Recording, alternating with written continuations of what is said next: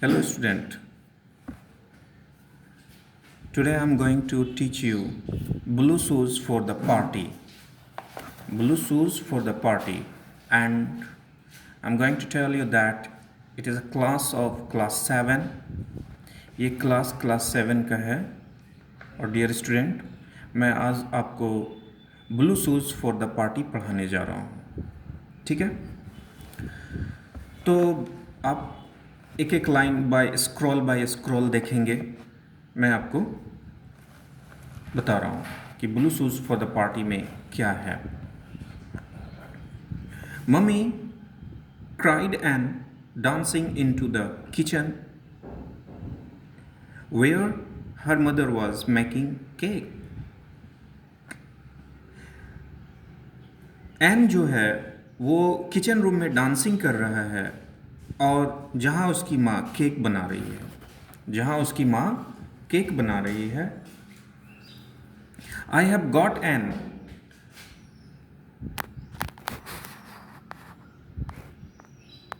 got an invitation to Doran's party. May I go? अब N बोलती है मुझे डॉरेंस पार्टी के लिए इनविटेशन मिला गया है, क्या मैं जा सकती हूँ?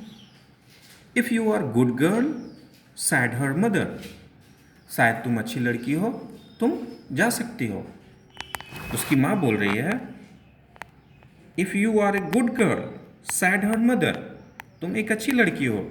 You can wear your new blue dress, तुम अपनी नई ब्लू ड्रेस पहन के जा सकती हो पार्टी में.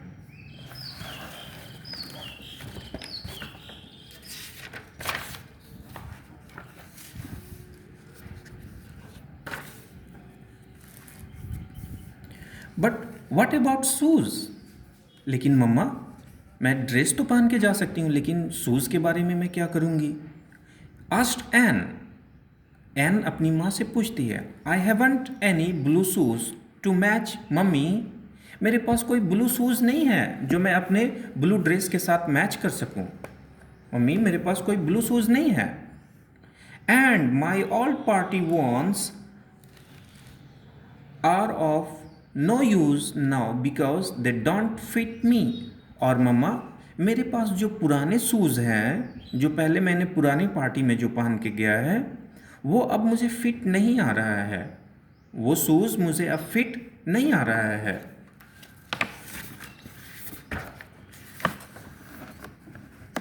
Now you can see dear students, well perhaps I will buy you a new pair of blue ones.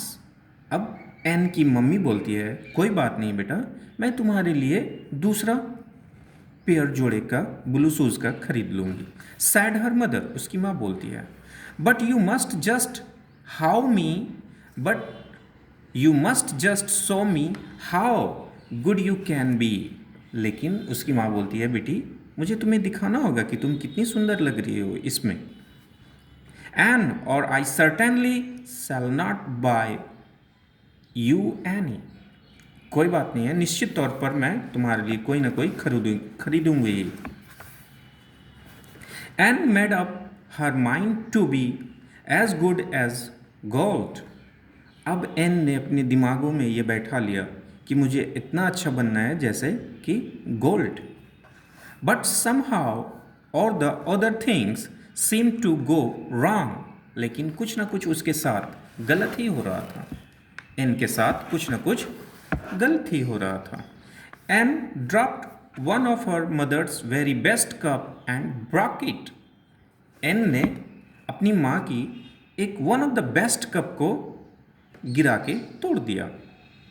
Then she dropped a ball of flowers she was carrying and that too broke and all the water went on to the carpet. अब ठीक उसी तरह से पहले N ने एक अपनी mummy की फेवरेट बॉल को तोड़ा. अब एन ने मम्मी की एक फ्लावर बॉल को भी तोड़ दिया. And mother was cross, and mother was cross. अब एन की मम्मी पूरा का पूरा क्रोधित हो गई। And the meaning of cross is क्रोधित होना, एरिटेट, एंग्री, एंग्री, एरिटेट हो जाना, चिड़चिड़ा हो जाना। You are a careless little girl, she sad.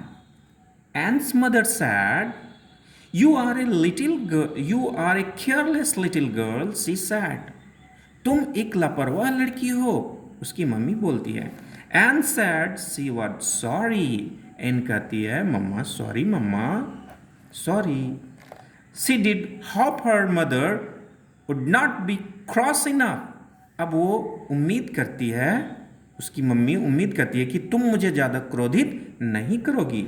Not to buy the blue shoes, अगर क्रोधित करोगी तो I will not buy blue shoes, मैं तुम्हारे लिए ब्लू शूज नहीं खरीद दूंगी। She was determined to be very careful indeed for the few days before the party. अब उसने अपने दिमाग में इस बात को बैठा लिया इन ने कि जब तक मेरी पार्टी नहीं हो जाती है मैं तब तक कोई भी गलत काम नहीं करूंगी या किसी भी प्रकार का तोड़फोड़ नहीं करूंगी। Soon another unlucky things happened and lost her new gloves. Then her mother really was cross. Unlucky क्या होता है फिर? Unluckily जल्द ही उसकी मम्मी की एक ग्लव्स जो है वो क्या करती है एंड खो देती है। Then her mother really was cross, और इसके बाद उसकी मम्मा जो होती है वो क्या होती है, वो बहुत क्रोधित हो जाती है, बहुत ज़्यादा क्रोधित हो जाती है।